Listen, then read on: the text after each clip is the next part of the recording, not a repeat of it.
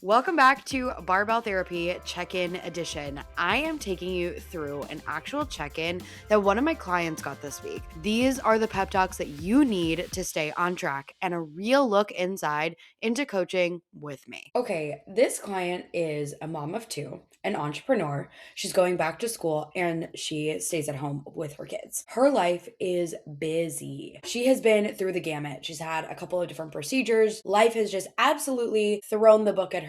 Between her and her family and illnesses and all the things, there is just always something going on. We have had to pull back the layers and put a full pause on weight loss because truly the big things that we needed to focus on is healing her body from the inside out, reduce inflammation, get her activity level up, and build up her confidence. This takes so much time because you are just inherently ingrained to believe that you are superwoman and you can do it all. And when you can't have something, you want it even more. Okay. And that is true in so many different ways, but you can't rush the process. And that is what this client is learning. At the end of the day, what we had to do is we had to have a full hard conversation about all of the things that she is doing, what she actually wants her outcome to look like, and how we can get there in everything going on in her life. And she had to come to the understanding that you can't be 100% perfect at everything that you're doing all of the time, and something is going to have to give when you add a lot to your plate. So we are coming up with the strategies to make sure that the health and fitness aspect of her life fits inside of her life, but then also ensure that the things that she is putting on her plate are doable and her mindset around it all is healthy, because we need to create a safe environment in addition to a safe body to live in so that weight loss is possible. Let's get into it. Really proud of you for pushing your steps up a little bit. So I know that I have a goal of 8,000 steps here for you. And you did a pretty good job of getting those, so I'm really proud of you for that. Just making sure that we're really pushing towards that. You had mentioned focusing on that 10,000. Let's just kind of have a refresh, right? Let's focus on the 8 for now and see where that can get us. So we're gonna focus on those 8K steps and just kind of keep going from there. And then the other thing I wanted to talk about is fiber. So I know you had mentioned honing in on fiber intake. I really, really want to see us get to that 30 grams of fiber. So in your folder, you should have that fiber guide. I want you to focus in on those things and be able to incorporate that, because that will be your easiest guide to be like, okay, I know that 60 grams of raspberries has 4 grams of fiber, right? So I need to make sure I'm adding those up. So you can almost do the math and be like, great, to get to 30 grams of fiber, here are all the fiber sources. Here's how much I need. Here's how to implement that in my day. Also use that meal planning method to meal plan. One of the things that you had mentioned, making some poor decisions at the end of the week, slowing down your progress, needing to push harder. So again, putting my coach hat on, right, is at this point, it's not just that making those decisions is going to slow down our progress. It's as soon as the weekends comes, we're reinforcing that all or nothing mindset around, okay, during the week, I'm going to be really good, but on the weekends, because I have plans, I'm going to let loose.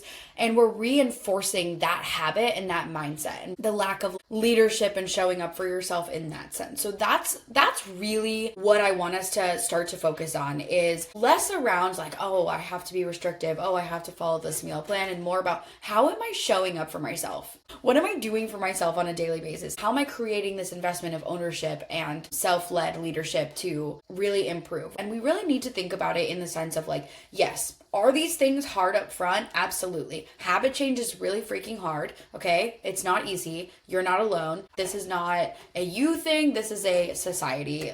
Everybody struggles with this, okay? So when it comes to it, yes, these things are hard. Eating the Mediterranean diet, getting your steps in, showing up as a mom, showing up as a wife, showing up for yourself, going to school, owning a business.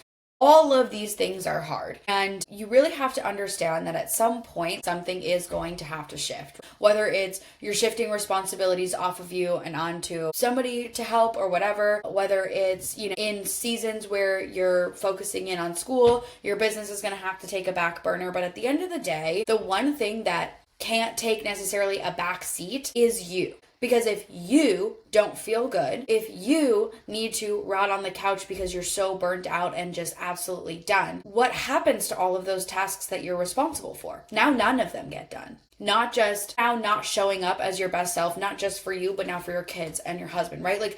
you have this inherent pressure on yourself. And what I want you, and we all do, right? When you think about it that way, you're like, oh shoot, I need to take the time to invest in myself and show up for myself, because that is the only way that I'm also going to be able to show up for everybody else, right? It is not just showing up for yourself so that you can lose the weight. It's showing up for yourself so you can get the sleep, so you can be more regulated, so that you can feel better inside of your body and feel healthier, and not have to go to the doctor and like add that to your plate. Not having to do those things, so that way you can show up better for your kids. So you don't have to organize doctor's appointments around activities or be flustered because, you can't do something. That's the mindset I want you to take, and the approach I want you to take on getting the steps in and eating, meal prepping, those things, and making those decisions. This is no longer about weight loss. The pictures and the weigh-ins are literally just objective data for us to have. I'm not looking at, are you losing weight this week? It's a trend that we want to keep on top of. However, what we really want to see is some of those biofeedback markers improve, right? I want to see you in getting better sleep hygiene, going to sleep earlier, and getting up at the same time, and having that repeatable week over week over week. So then that way you're prioritizing 8 to 9 hours of sleep, right? Regardless if that means that you can't stay up and watch TV, then unfortunately we just can't do that. If that means we have to find time to do homework and when he's home so that he can watch the kids, then we have to do that. And those are just seasons that's going to happen. And when you're not in school, you don't have to do that, right? But unfortunately, when we take on different responsibilities and things that we want to do, there are things that we're going to have to give up. Adding that to your plate means something else has to give. Like, we can't just add and just assume we're going to be perfect all of the time. We just have to figure out what are the sacrifices that we're willing to make. And no, we're not willing to sacrifice our kids. We can't do that. But it might have to be you time, in the sense of, yeah, you might not have time to rot on the couch and scroll on TikTok and watch TV or whatever, because those times you are going to have to be using to do your homework and watch your lectures and get your steps in and meal prep, right? That unfortunately is part of it, and that's okay. But we have to mentally be prepared that those seasons are going to happen, and we can't let our systems break down around that. And those systems are our time blocking, our brain dumping, and being like, okay, you know what? Vacuuming the house daily is just not going to happen. So I'm going to set the Roomba and I'm just going to hope for the best. It is just not a task that absolutely needs to be done.